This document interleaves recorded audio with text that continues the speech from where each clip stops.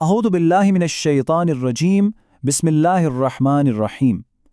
آج ہم ایک ایسے نقطۂ نظر پر غور کر رہے ہیں جو کائنات کے آغاز کو سیدھا آج کے عالمی تنازعات سے جوڑتا ہے۔ یہ تجزیہ ایک بہت بڑی کاسمک کشمکش کی کہانی بیان کرتا ہے۔ تو چلیے اس میں گہرائی سے اترتے ہیں۔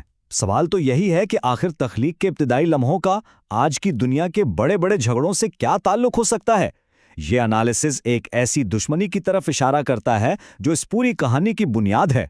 تو ان سورسز کے مطابق پوری انسانی تاریخ کی بنیاد ایک ابتدائی دشمنی پر رکھی ہوئی ہے، ایک ایسی عداوت جو ہر دور، ہر مرحلے میں کسی نہ کسی شکل میں ظاہر ہوتی رہی ہے۔ اس کہانی کو سمجھنے کے لیے پہلے اس کے بنیادی کرداروں کو دیکھنا ہوگا۔ ایک طرف ہیں فرشتے جو نور سے بنائے گئے ہیں اور ان کی فطرت میں ہی نافرمانی نہیں ہے، وہ صرف اللہ کا حکم مانتے ہیں۔ دوسری طرف ہے ابلیس، جس کا اصل نام عزازیل بتایا جاتا ہے۔ وہ دراصل ایک جن تھا، آگ سے بنا ہوا، لیکن اپنی بے انتہا عبادت کی وجہ سے اس کا درجہ اتنا بلند ہو گیا تھا کہ فرشتوں کی صف میں جا کھڑا ہوا تھا۔ یہاں فرق واضح ہے، ایک نور سے بنا، ایک آگ سے۔ اس کہانی کا سب سے بڑا ٹرننگ پوائنٹ تب آیا جب اللہ تعالیٰ نے تمام مخلوق کو آدم علیہ السلام کے سامنے سجدہ کرنے کا حکم دیا۔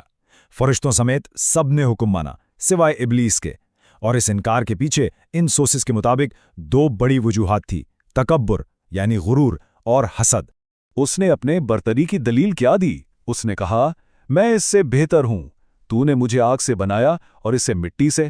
بس یہی وہ جملہ تھا جس نے اس کے تکبر اور اس کی سرکشی کو بے نقاب کر دیا۔ اللہ کی بارگاہ سے نکالے جانے کے بعد ابلیس نے قیامت کے دن تک کے لیے مہلت مانگی اور وہ اسے دے دی گئی، لیکن اس مہلت کے بدلے اس نے قسم کھائی کہ وہ اس پورے عرصے کو انسانیت کو گمراہ کرنے، انہیں بھٹکانے میں استعمال کرے گا۔ اور یہ جو قول ہے نا، یہ اس کے ارادے کی شدت کو ظاہر کرتا ہے۔ اس نے چیلنج کیا کہ وہ انسانوں پر ہر طرف سے حملہ کرے گا، آگے سے، پیچھے سے، دائیں سے، بائیں سے، تاکہ ان کی اکثریت کو اللہ کا ناشکرہ ثابت کر دے۔ اب سوال یہ پیدا ہوتا ہے کہ یہ جو آسمانی دشمنی تھی، یہ زمین پر کیسے آئی؟ انہی سورسز کے مطابق اس روحانی جنگ نے زمین پر ایک مخصوص گروہ کے ذریعے عملی شکل اختیار کی۔ یہاں یہ نظریہ ایک انتہائی سنگین دعویٰ کرتا ہے۔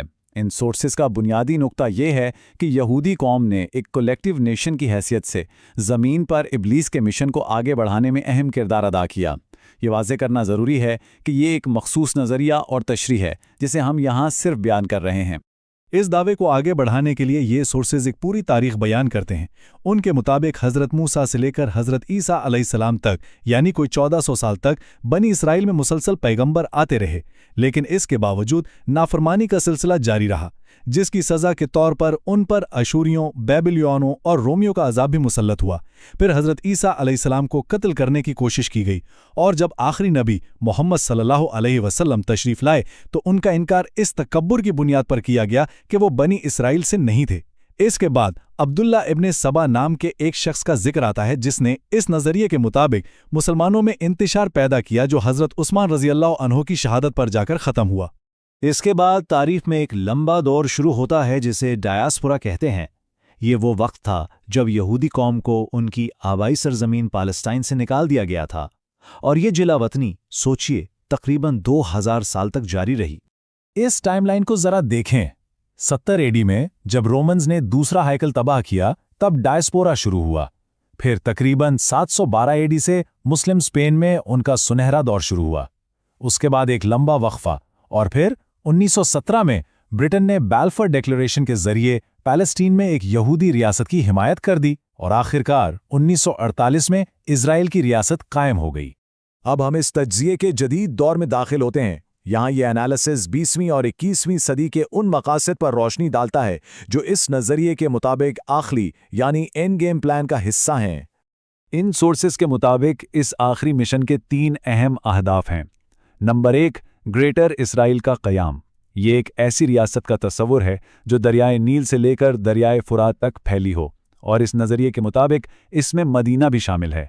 نمبر 2، مسجد اقصی کو منہدم کرنا، اور نمبر 3، اسی جگہ پر تیسرا ہائیکل سلیمانی یعنی ٹیمپل آف سولومن تعمیر کرنا۔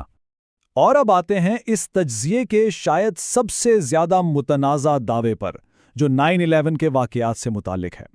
ڈاکٹر اسرار احمد کی پیش کردہ اس تھیوری کے مطابق یہ حملے اسرائیل کی طرف سے ایک سوچی سمجھی سازش ہو سکتے ہیں۔